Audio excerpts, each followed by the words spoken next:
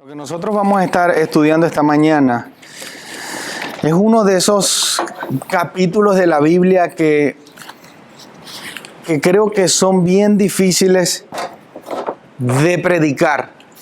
Y la razón es que no vamos a hablar de un ministerio, de un predicador o de alguien que haya tenido de alguna manera relevancia en la historia de la iglesia, sino que vamos a hablar del ministerio que justamente empezó todos los ministerios en la historia de la cristiandad.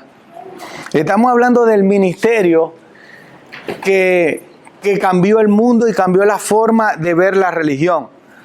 De hecho, esta fue la religión o la creencia que abarrotó todas las creencias politeístas que existían en la época. La gente no podía resistirse cuando empezaron a ver las verdades de Jesús y a Cristo resucitado, a seguir a Cristo. Ahora, 400 años pasaron desde la última vez que el Señor Jesucristo habló al pueblo de Israel.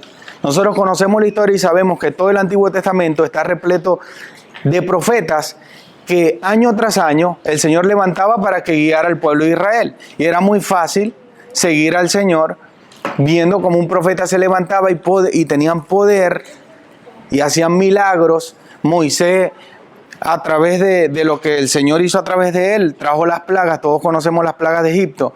Y por supuesto, así es fácil seguir al Señor.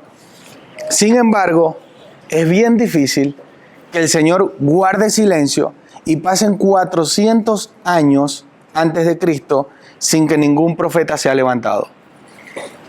¿Cuál era la expectativa del pueblo de Israel antes de llegar al capítulo 1, versículo 35? Estaban esperando un rey.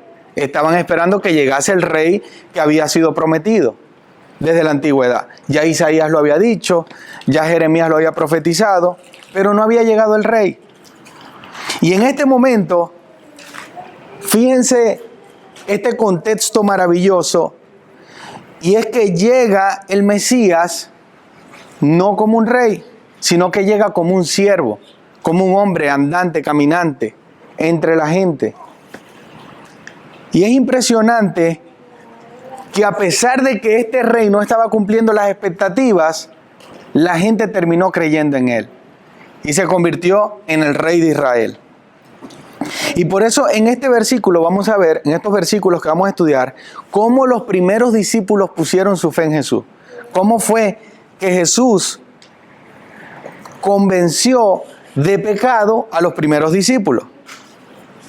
Y por eso les voy a invitar que me acompañen al capítulo 1 del libro de Juan, del Evangelio de Juan, en el versículo 35. Y vamos a leer hasta el versículo 51, y ahora lo vamos a estar desmenuzando poco a poco. El versículo 35 dice: al día siguiente, Juan estaba otra vez allí con 2 de sus discípulos, y vio a Jesús que pasaba, y dijo: ahí está el Cordero de Dios. Y los discípulos le oyeron hablar, y siguieron a Jesús. Jesús se volvió, y viendo que le seguían, les dijo: ¿qué buscan? Y ellos le dijeron: Rabí, que traducido quiere decir maestro, ¿dónde te hospedas? Vengan y verán. Jesús les dijo. Entonces fueron y vieron dónde se hospedaba, y se quedaron con él aquel día, porque eran como las 4 de la tarde. Uno de los 2 oyeron a Juan y siguieron a Jesús. Era Andrés, hermano de Simón Pedro. Él encontró primero a su hermano Simón y le dijo: hemos hallado al Mesías, que traducido quiere decir Cristo. Entonces lo trajo a Jesús. Jesús mirándolo dijo: tú eres Simón, hijo de Juan, tú serás llamado Cefas, que quiere decir Pedro. Al día siguiente Jesús se propuso salir para Galilea y encontró a Felipe y le dijo: sígueme. Felipe era de Betsaida, de la ciudad de Andrés y de Pedro. Y Felipe encontró a Natanael y le dijo: hemos hallado a aquel de quien escribió Moisés en la ley y también los profetas, a Jesús de Nazaret, el hijo de José. Y Natanael le dijo: ¿puede algo bueno salir de Nazaret? Y él le responde: ven y ve, le dice Felipe. Jesús vio venir a Natanael y dijo de él: ahí tienen un verdadero israelita en quien no hay engaño. Natanael le preguntó, ¿cómo es que me conoces? Jesús le respondió, antes de que Felipe te llamara, cuando estabas debajo de la higuera te vi. Le responde Natanael, Rabí, tú eres el Hijo de Dios, tú eres el Rey de Israel.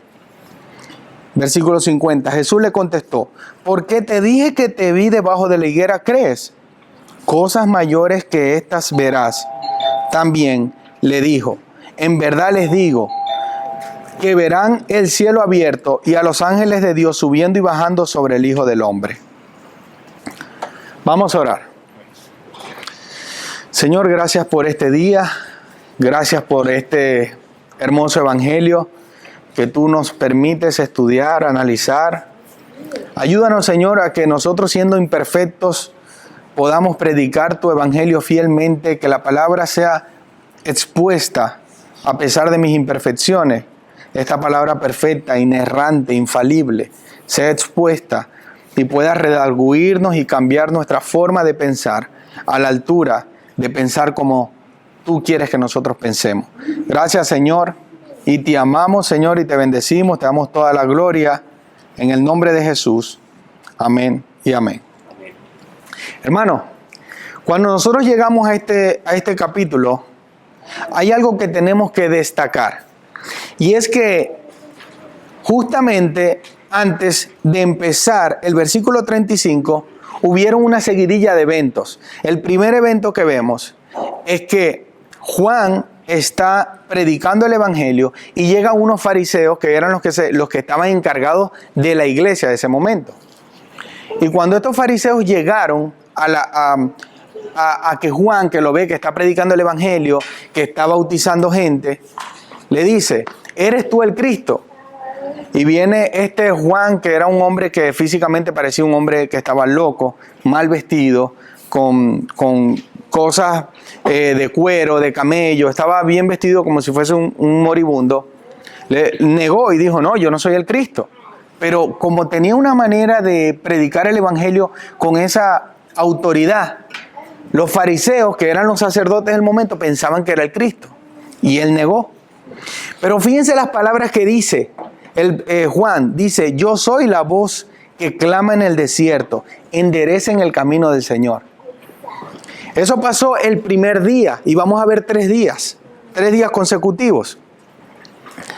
Después de esto, dice el versículo 29, al siguiente día Juan vio a Jesús que venía a él. Imagínense, primer día, vienen los fariseos, los que se suponía que tenían que decirle al pueblo de Israel quién era el Cristo. Eran la autoridad. Nosotros vemos iglesias que representan una autoridad que uno dice, bueno, yo quiero que en la iglesia me digan si este es el Cristo o este no es. ¿Cómo es posible que la iglesia, en ese momento constituida, no se puede llamar iglesia, pero sí se puede llamar institución religiosa, que eran los fariseos? ¿Cómo es posible que esta gente no sepa discernir si este era el Cristo o no? ¿Cómo podemos nosotros estar seguros de que este era el Cristo? Y la verdad es que en el desarrollo de su ministerio vemos cómo en Jesús se cumple la profecía de que a lo suyo vino y los suyos no lo recibieron. Habían estudiado la palabra, conocían todo el Antiguo Testamento y no supieron discernir cuando tenían al rey al frente, porque estaban esperando un rey, no estaban esperando un siervo. Ellos querían un hombre de poder político, pero no, ese no era el plan de Jesús. El plan de Jesús era venir como un siervo. Entonces fíjense, en el versículo 29 dice, al día siguiente, después de que los fariseos saben que no era Juan el Cristo, al día siguiente, ¿qué estaba haciendo Juan? Estaba bautizando, y ahí es que ve que Cristo viene y lo bautiza. Y cuando lo ve, dice, ahí está el Cordero de Dios que quita el pecado del mundo. Lo reconoció inmediatamente. Pero el versículo 35 dice, al día siguiente, día 1, Juan niega que es el Cristo. Día 2, Juan bautiza al verdadero Cristo. Día 3, Juan estaba allí otra vez. Y me llama mucho la atención las primeras palabras que dice este versículo. Al día siguiente Juan estaba allí otra vez. Juan estaba allí otra vez. Fíjense el ministerio de Juan el Bautista. ¿Dónde estaba? 3 días consecutivos, predicando el evangelio, bautizando, llamando al arrepentimiento. Y el tercer día, ¿qué estaba haciendo? Estaba ahí otra vez. Nosotros nos ponemos a pensar un poquito en esto. Y yo no sé ustedes, pero en mi vida muchas veces me ha costado ir a la iglesia. Me ha costado servir. Preferiría muchas veces quedarme en mi casa. Pero ¿qué dice la Biblia de Juan? Juan estaba ahí otra vez. Juan sí vivía una vida creyendo que estaba cumpliendo el propósito de Dios. Juan sabía que su vida dependía de lo que Dios había predestinado a hacer con él. Juan estaba ahí otra vez. Lo dice la palabra, tercer día, viendo la gloria de Dios. Y ese tercer día, dice la palabra, que estaba con sus 2 discípulos. ¿Quiénes eran los 2 discípulos? Uno no se nombra. Y el segundo se nombra que era Andrés. Pero adivinen qué. Hemos estado estudiando estos días que hay un discípulo que no le gusta ser nombrado. ¿Quién será? Juan. El mismo que se refirió a él mismo en todo el Evangelio de Juan como el discípulo amado. Buscando menguar, tener un papel secundario cuando estamos hablando del Cristo. Él no quería ser protagonista de la película. Él sabía que no era él. Imagínense cómo se llenaría del orgullo cualquiera de nosotros si nos dicen, tú eres el Cristo. Imagínense cómo te sentirías, oh, tú eres el Cristo. Y yo, wow, así me ven. No, él dijo, no, yo no soy el Cristo. Y lo primero que hizo con sus 2 discípulos fue, ahí está Jesús. Él es el Cordero de Dios que quita el pecado del mundo. Es decir, Juan estaba haciendo discípulos para Cristo, no para él. Cuando nosotros vemos el Evangelio de Mateo, al finalizar la gran comisión, dice, id y haced discípulos, después que Cristo resucita, y bautízalos en el nombre del Padre, del Hijo y del Espíritu Santo. ¿Ir a ser discípulos de qué? Manda el Señor. No nos manda a ser discípulos para nosotros. No nos manda a hacer iglesia para nosotros, como muchos lamentablemente pastores hacen. Nos manda a ser discípulos de Cristo. Nos manda a señalar y decir, Él es el Cordero que quita el pecado del mundo. Más adelante, vemos que los 2 discípulos inmediatamente, al saber que Él era el Cristo, se lo está diciendo su maestro, Juan, ellos van y inmediatamente siguen a Jesús. Y Jesús se volteó en el versículo 38 y viendo que lo seguían le dijo, ¿qué buscan? La pregunta es, ¿acaso Jesús en su omnisciencia no sabía que estaban buscando ellos? ¿Acaso Jesús no sabía que ellos estaban buscando algo específicamente? Recuerden, Dios era verdaderamente Dios, verdaderamente humano.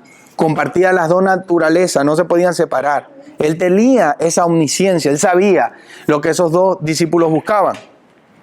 Y ellos le dijeron, Rabí, que traducido quiere decir maestro, una manera honorable de decirle, ¿dónde te hospedas? Fíjense que ellos no querían un encuentro casual con el Señor. Ellos no querían hacer, hola, ¿cómo estás? Mucho gusto, mi nombre es Natanael y él es Juan. Ellos le preguntaron, ¿dónde te hospedas? En otras palabras, lo voy a traducir a mi traducción. Ellos le estaban diciendo, yo no quiero un ratico nada más. Yo quiero mucho. Yo quiero todo. Yo quiero pasar la noche contigo. Pero es que estamos encontrando el creador del universo. Porque recuerden que leímos que les habían dicho que habían conocido del que Moisés había escrito. Y Moisés escribió del creador del universo. Era Jesús encarnado. Ellos querían pasar todo el tiempo que fuese posible con Jesús. Y le preguntaron, ¿dónde te hospedas? No queremos que nos despidas así de rápido. Y Jesús les responde, vengan y verán. Vengan y verán. Y esta es una de las grandes afirmaciones que el Señor siempre está haciendo a quien lo busca. Siempre está diciendo, ¿tú quieres conocerme? Ven y ve. Y esto lo vamos a ver que se repite en la segunda historia. Más adelante, estos hombres pasaron seguramente la noche con él y le hicieron muchas preguntas. No me quiero imaginar cuántas preguntas se le puede hacer cuando tú estás convencido de que estás hablando con el Cristo, que estás hablando con Cristo. ¿Qué tantas preguntas tú le puedes hacer como aquellos 2 del camino de Emaús que el Señor les dijo, no les mostró que era el Señor, sino que caminó con ellos y les estaba diciendo, miren muchachos, pero lean Génesis, esto quiere decir esto, se está cumpliendo en aquel que murió. Ellos no sabían. Imagínense cuánto pudieron escarbar estos dos discípulos, los dos primeros discípulos de Jesús, al pasar la noche con Él. Una de los versículos que nos hacen saber y estar seguros de que el Señor conoce lo que hay en el corazón del ser humano y conoce todos nuestros pensamientos es Juan 2:23, que dice: no tenía necesidad de que nadie le diera testimonio del hombre, pues Él sabía lo que había en el hombre. Ahora, ¿cuál es la reacción de estos dos primeros discípulos al conocer a Jesús y pasar la noche con Él? En el versículo 40 dice: uno de los dos que oyeron a Juan y siguieron a Jesús era Andrés, hermano de Simón Pedro. Simón Pedro es uno de los apóstoles, mejor dicho, es el apóstol más conocido de la historia de la iglesia. Simón Pedro, supuestamente, como lo cree la iglesia, por lo menos la católica romana, es el sucesor de Cristo como representante de Dios en la tierra, y de ahí se suceden todos los papas de la historia. Imagínense la preeminencia que tenía el apóstol Pedro. Seguramente, y fue así, Pedro era un hombre con un carácter fuerte, un carácter que era el que más tomaba las decisiones dentro de todos los apóstoles. Y también fue el apóstol más loco, más atrevido, más intrépido, más pila. Sin embargo, el que se encuentra a Jesús primero es Andrés. Y Andrés, al conocer a Jesús, salió corriendo y buscó a su hermano Simón. Encontró a su hermano y miren las palabras que le dijo: hemos hallado al Mesías, que traducido quiere decir Cristo. Entonces lo trajo a Jesús. Y estas son una de las palabras más hermosas que yo puedo leer en la palabra, y espero que algún día el Señor me mire a los ojos y me diga estas palabras. Le dijo: tú eres Simón, hijo de Juan. Omnisciencia. Ese poder la omnisciencia es el poder que tiene Dios para saberlo todo, para conocer todo. Y lo miró a los ojos y le dijo: tú eres Simón, hijo de Juan, tú serás llamado Cefas, que quiere decir Pedro. No solamente le está diciendo que lo conoce, sino que le está profetizando lo que va a ser en un futuro. ¿Y cómo conocemos nosotros a Pedro ahora? Como la piedra, la gran piedra. Sobre la confesión que hizo Pedro, el Señor edificó su iglesia. Más adelante, vamos a leer el versículo 43. Jesús fue a Galilea y se encontró a Felipe. ¿Y qué le dijo a Felipe? Una sola palabra: sígueme.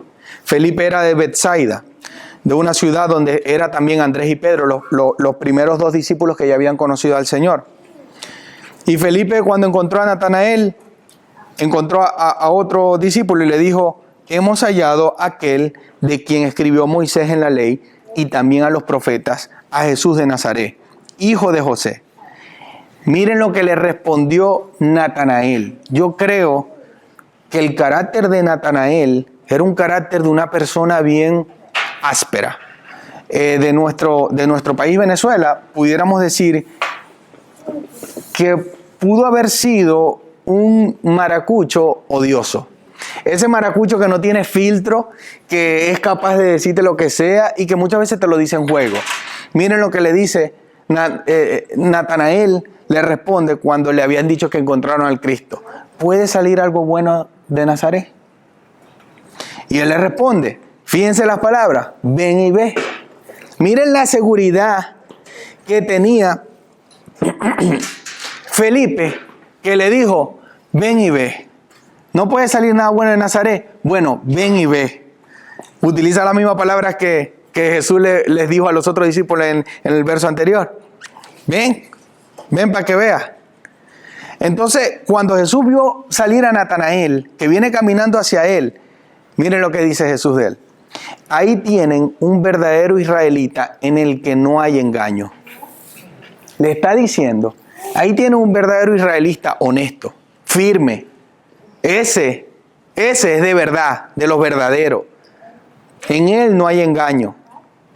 Natanael le preguntó, ¿cómo es que me conoce? ¿Cómo es que sabes que soy yo? Y él le respondió, antes de que Felipe te llamara, cuando estabas debajo de la higuera, te vi. Me imagino que se pone a temblar, no lo dice la Biblia, lo digo yo. Me imagino que se pone a temblar porque le responde, Rabí, tú eres el Dios, tú eres el Hijo de Dios, tú eres el Rey de Israel. Le responde. Y quiero hacer una pausa en este momento porque hay una interpretación bíblica en cuanto a la higuera de Felipe, cuando estaba Felipe debajo de la higuera. Hay mucha gente que entiende que Felipe estaba antes de encontrarse con Jesús y tuvo una experiencia, digamos, espiritual, donde estaba debajo de una higuera, que era un árbol, y él vio alguna cosa. En las películas ustedes pueden ver que eso es una interpretación, es la más común de lo que pasó, de por qué Jesús le dijo, en la higuera te vi, tuvo un contacto contigo. Pero hay otra interpretación que dice que en el tiempo de Nerón, cuando estaban persiguiendo a los bebés, que de hecho Jesús nació en Belén huyendo de la persecución del rey Nerón, estaba naciendo también Natanael. Entonces, en esa persecución, la mamá de Natanael agarra a Natanael y lo pone debajo de una higuera para protegerlo de que no muera. Esto no es 100% seguro que esta sea la interpretación correcta, pero es una que se estuvo moviendo por los primeros siglos. Pero solamente de pensar que sea esta, nos vamos a enterar cuando lleguemos al cielo.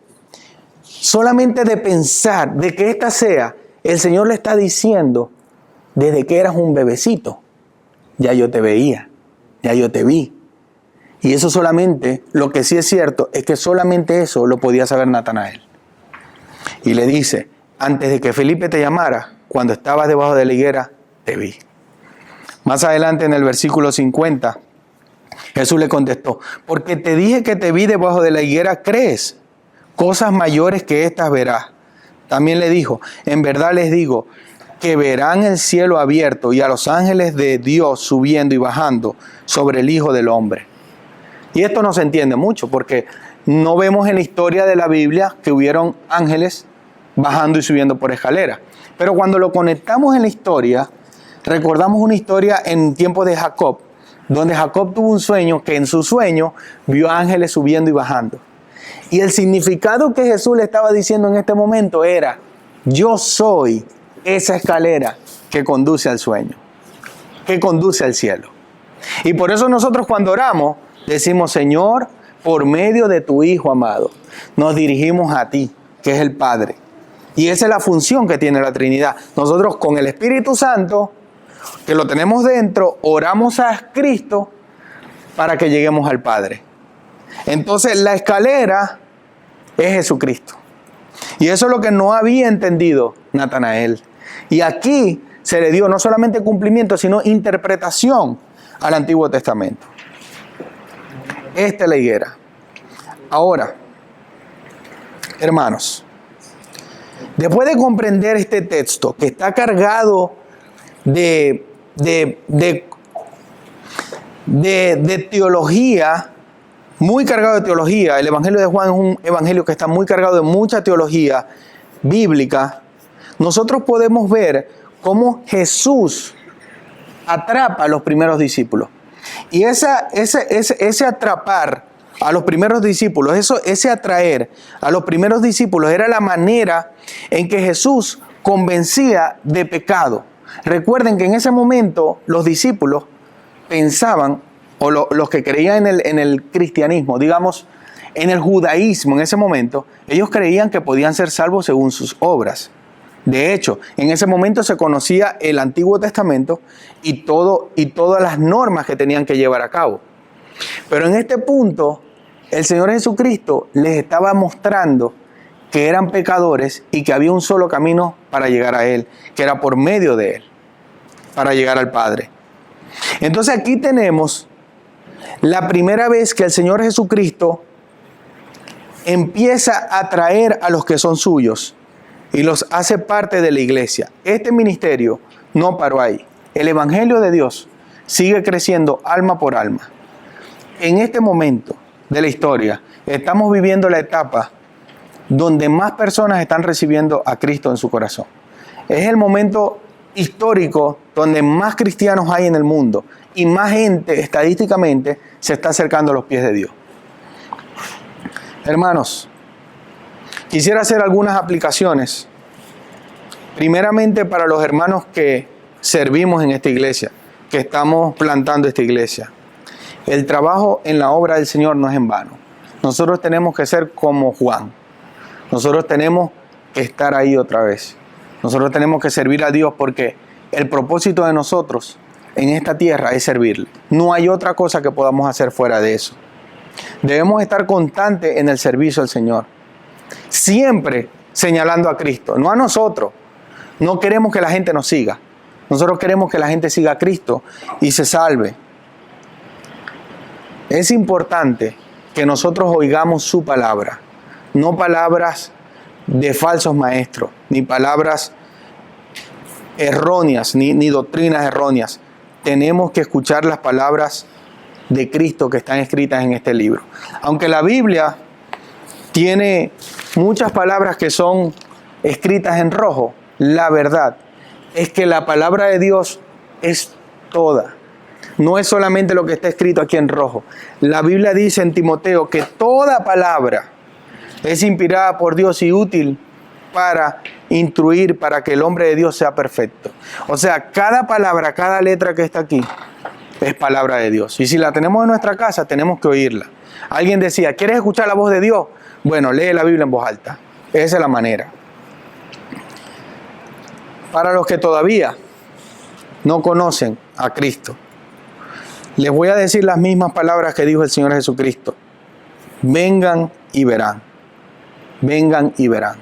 El Evangelio es un océano demasiado profundo de conocimiento del Dios vivo. No estamos hablando aquí de balde. Nosotros estamos hablando de un Evangelio que transforma vidas, pero sobre todo que nos permite ser salvos por la gracia de Cristo. El Evangelio es para salvación. Esto no lo hacemos para hacer algo más accesorio en nuestra vida, para tener ocupados los domingos, ni para hacer algo, para ser más moralmente aceptable. Nosotros hacemos esto porque estamos convencidos del que murió hace 2000 años, fue el Hijo de Dios y lo hizo por nuestros pecados. Amén. Por último, hermanos, gran parte del Evangelio se trata de santificación. Y la santificación significa textualmente, es apartarse para Dios. Eso es santificación. Por eso es que Dios refleja la santidad por medio del matrimonio. Las parejas se apartan para su esposo. Nosotros somos la novia de Cristo y tenemos que apartarnos para Cristo porque algún día Él viene a recoger a su iglesia. No viene a recoger a personas independientes, viene a recoger a su iglesia que tiene que estar preservada para Él. Así que todo lo que hagamos nosotros con nuestros cuerpos es la manera que nosotros podemos apartarnos para Cristo. Y ese es el propósito del cristiano, vivir para Cristo y para su gloria. Vamos a orar. Padre, te damos gracias por este día. Gracias te damos, Señor, por este ministerio hermoso que es aprender de tu palabra, aprender de las profundidades de esta palabra, de tu ministerio. Gracias, Señor, porque podemos ir a ti y tú, todos los que fueron a ti, tú no los rechazaste. Tú los recibiste y le mostraste tu poder y tu gloria. Señor, gracias porque en este momento, de este lado de la eternidad, nosotros somos colaboradores tuyos para predicar tu palabra y para que esas almas que van a creer un día en ti sean atraídas por ti. Nosotros no tenemos poder, nosotros no tenemos, ni siquiera tenemos ningún mérito por esto. Nosotros solamente hacemos lo que debemos hacer y lo que tú nos has mandado. Porque tu palabra dice que tú eres el que haces esta obra y nosotros solamente caminamos sobre ella. Gracias, Señor, por esta palabra. Ayúdanos a atesorarla en nuestro corazón y a poder meditar en ella todos los días. Gracias, Padre, porque tú nos has permitido reunirnos y poder plantar esta iglesia. Y solamente tú sabes, Señor, las personas que van a revivir de la muerte que trae el pecado a nuestras vidas, para poder revivir y estar en vida eterna juntamente contigo. Gracias, Señor, porque podemos confiar en ti y podemos estar seguros de que en ti podemos descansar y ser salvos. Gracias, Padre, por tu palabra, en el nombre de Jesús. Amén y amén.